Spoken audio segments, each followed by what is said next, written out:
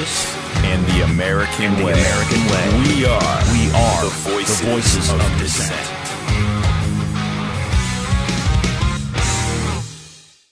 Welcome back to the Voices of Dissent live from Fort Wayne. We also have Larry Klayman, the founder of Judicial Watch and Freedom Watch, on the line with us. Thanks for being with us, Mr. Klayman. You're welcome, guys. Thank you for having me. We were just talking about in the last segment about your suit against the federal government for tapping our phones through the NSA. Tell us where that is and what's going on next. Last December 16th, I got a preliminary injunction. That means the court in Washington, D.C., the federal court, ordered the National Security Agency, President Obama, and everyone involved to stop tapping the phones of American citizens without regard to whether or not you have any connection to terrorists or terrorism. That's the problem, is that they're tapping the phone of everybody, in effect, and they're getting into emails and everything else. We have a hearing coming up on November 4th, in about a week and a half, because the judge stayed that decision. In other words, he said, I'm not going to put it into effect until it goes through the appeals process. He was deferential towards the government. It's a very important hearing. And the matter will probably wind up in front of the Supreme Court. We haven't seen anything this oppressive since King George III. In fact, if he had this capability of tapping the phones of our founding fathers, they never would have made it to Philadelphia to sign the Declaration of Independence. They would have been picked up, arrested, and executed. And that's the threat here, is that the government now is into everything. They're into our underwear, in effect. And that prevents people from speaking freely, and it prevents you from criticizing the government. It's a warning. Don't lift your head up and say anything negative about President Obama or anyone else, or we'll literally chop your head off. Well, that's right. No analogy to ISIS, of course, but that's what we're dealing with, and it's important to know that the judge, in rendering that decision, said, this NSA surveillance program hasn't stopped one terrorist attack. So don't tell me that you need to wiretap every American citizen. And we see that just in the last week, that it stopped the attack in Canada. There was chatter, on the internet and on telephones about that attack. Did it stop this guy in New York who put a hatchet to the head of two policemen? The program is not only but that's the violation of our constitutional rights, the NSA is not even confident in using it. There's around 16 to 17,000 homicides every year. If bugging everyone's phone was going to keep us all safe, that would have, or we wouldn't have 16 to 17,000 homicides a year. But also on top of this, what possible rationale can the government give, given the Fourth Amendment, given how clear it is, given the judicial history we have in this country, to say that the government has a right to bug everyone's phone? They have no right, and they have no right under the Fourth Amendment, which prevents unreasonable searches and seizures. They have no right against the First Amendment, because this chills or prevents free speech and communication and association. They have absolutely no right, and we're bringing that up in front of the court. With regard to the Fourth Amendment, the Supreme Court recently issued a decision. It was in United States versus Riley, that's the name of the case, where Chief Justice Roberts said the same thing I did to the lower court, that this kind of conduct is what sparked the American Revolution in 1776, when British troops busted into people's homes and ransacked everything. Yeah, absolutely. This is worse than breaking into your home, because on your cell phone you have every piece of information about your life. It's worse than King George III. Tracking you everywhere you go through Google, through all their different surveillances. When we look at this, and I agree with you that if we do not do something about this, it will be the bludgeon of tyranny. Because when we look at totalitarian governments, they always want to disarm the people. They always want to bug the people, to keep them under constant surveillance. I remember growing up as a kid and thinking, boy, those poor people in East Germany with the Stasi, or those poor people in the Soviet Union with the KGB, they're bugging their phone. Can you imagine that? The government is listening to their private communications. Now it's 1,000 times worse. These new well, we have TVs, much better technology than you were scared of in the 80s. These new TVs literally have cameras on them, so they're going to put them in your hotel rooms. Even if you don't buy one, you're going to stay in a hotel room, and you're going to be under video surveillance. They've asked, CNET asked. Sure, they can turn them on remotely. Right. They said, can you guarantee that these won't be on? Samsung refuses to respond. No, they are going to keep you under video surveillance. It's just like Orwell's 1984. I wonder, how are they ever going to get these people to agree to have these TVs monitoring them all the time? That's the society we're going into unless you can be successful. So tell us that you can be successful with this. Absolutely, and they can turn on your phone at any time, okay, and listen to you. Yeah. That's very common. The Chinese do that all the time, and we do it as well. So it's frightening, and when you have a president like we currently have, who sympathizes with the Muslim world as opposed to the Judeo-Christian world, when you have a president who lets people in from West Africa, and even Bill O'Reilly is now saying this, and he sometimes tries to couch things because they're from Africa, and the president has an affinity to Africa, and he's risking the lives of Americans as a result of that.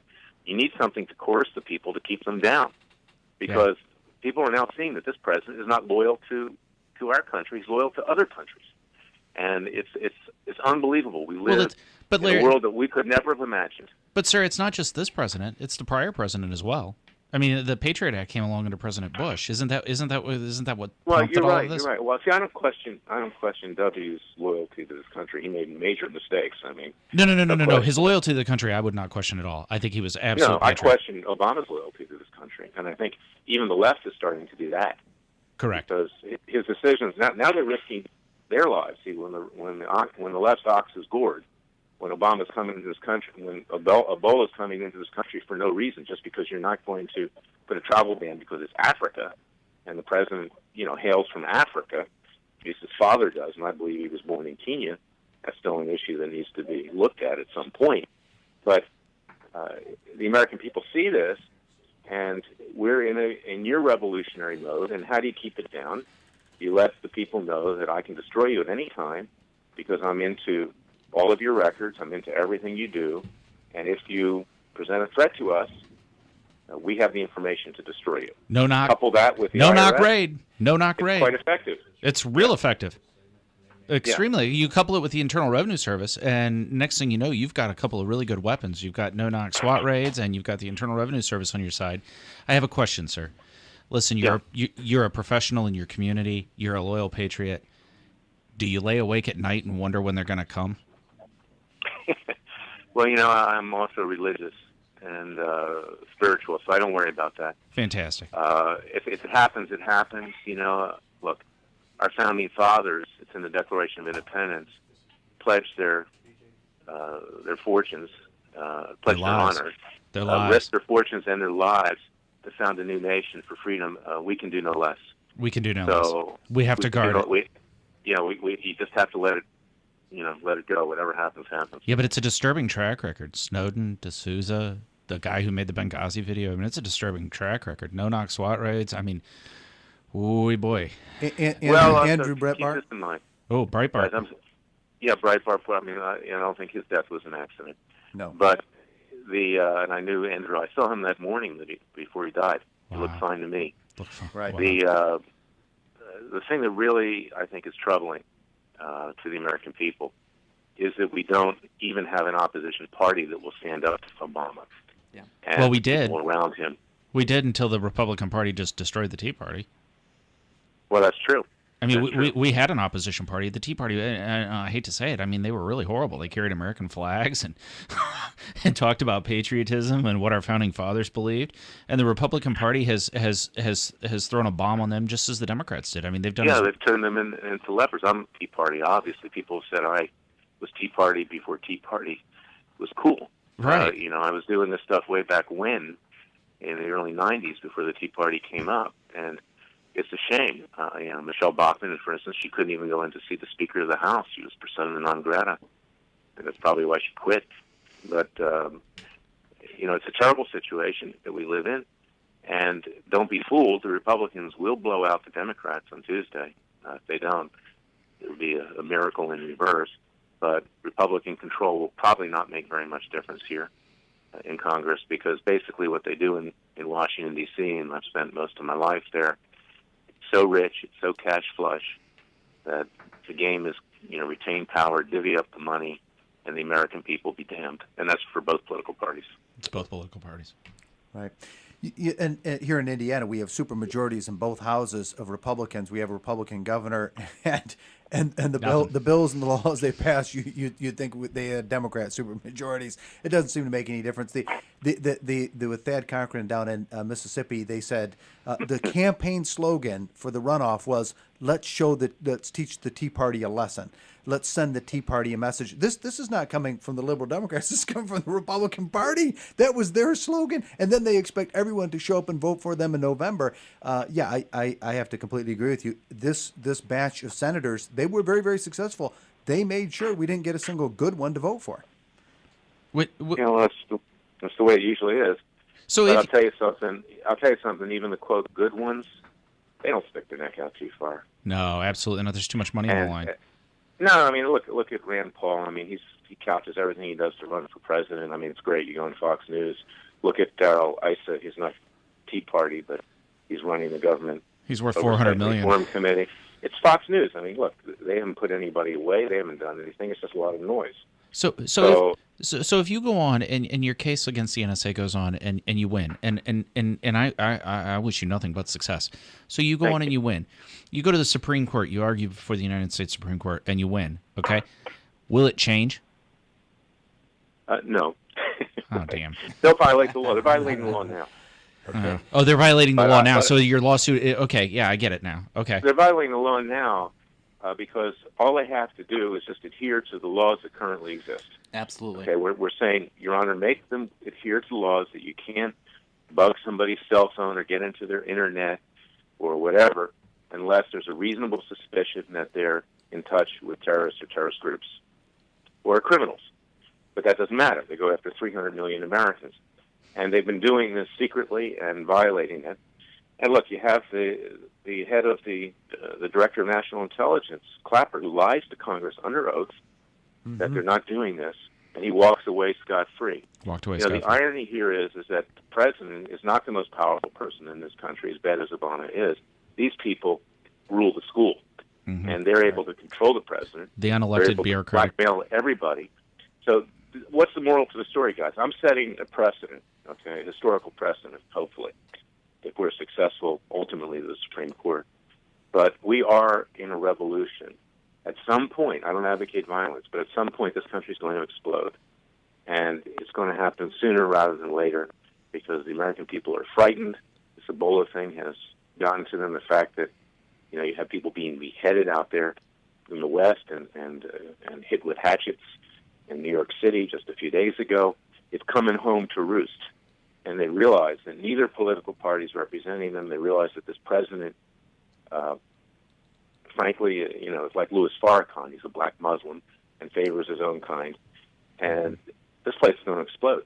And that's what I'm trying to avoid. There are a few good judges out there who'll do the right thing, but the government's out of control. So we are going into revolution. I'm certain of that. Yeah, we do have a deep state here in the United States. We talk about the deep state in Egypt, the deep state in Russia. But we have a deep state here, and I have to 100% agree with you. Yes, there are elements that are infinitely more powerful than the presidency because they control the presidency. And it just amazes me that people don't see that. I mean, that people don't see, it doesn't seem to matter whether it's Bush or whether it's Obama or whether it's Clinton or whoever it is. There are certain things that continue on. For example, George W. Bush, I do question his patriotism because why was there no border? His only answer to massive illegal immigration is make them all U.S. citizens.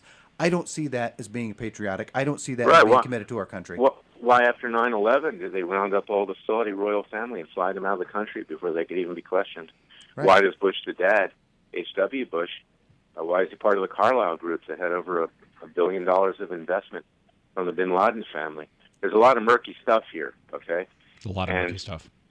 I certainly would rather have W in power now, and I'd rather have Jeb, his son, in power than Obama. I mean, it's a relative improvement. But correct. We're in the deep no matter what. And the American people are going to need to rise up at some point. It's going to be harder now because we're a divided, fragmented society. Many of the people that live here have not been taught American values. I'm talking about not just immigrants, but our kids. They have no concept of what it is to be American. And, how do you galvanize popular support to rise up to change things when people are basically just texting their friends to get a date that night? It's very difficult it's very difficult to understand your perspective in a 10-second soundbite, sir. I know. It's very difficult to communicate what you need to communicate in a 10-second soundbite. If you're a lover of liberty is very difficult to communicate in a 10-second soundbite. And to quote Gerald Celente, we are a society of I don't care.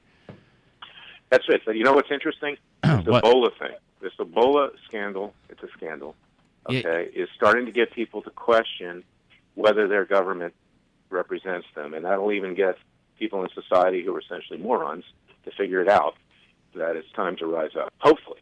Base survival. Base survival. Yeah. Yeah. Mm-hmm. Anyway, I got to run, guys. I apologize. I'd love to come on absolutely. again. Absolutely. You're very knowledgeable, very articulate, and thank you for having me. Well, Thank you. Thank you for Thank you coming, very Larry. much for coming on our show, sir. Larry Klayman, founder of Judicial Watch and Freedom Watch. He has written 2 books, Fatal Neglect and Horrors, Why and How I Came to Fight the Legal Establishment. You can check him out at freedomwatchusa.org. That's freedomwatchusa.org. We'll be right back here on the Voices of Dissent. Truth, justice, and the American way. We are the voices of dissent.